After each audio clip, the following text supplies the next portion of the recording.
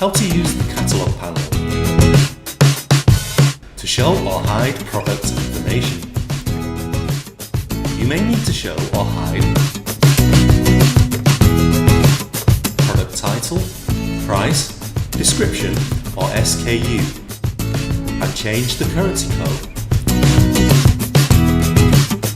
To change which information is displayed, you can use the Catalog panel.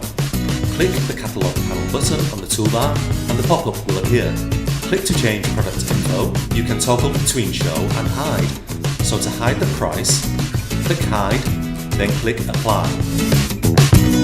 So the page refreshes and the prices are hidden.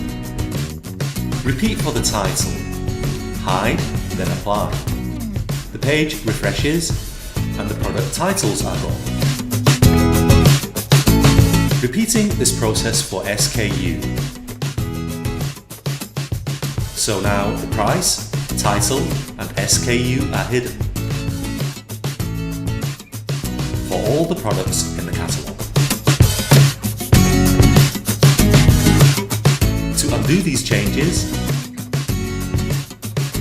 just click Show and then Apply, and the product info will be restored.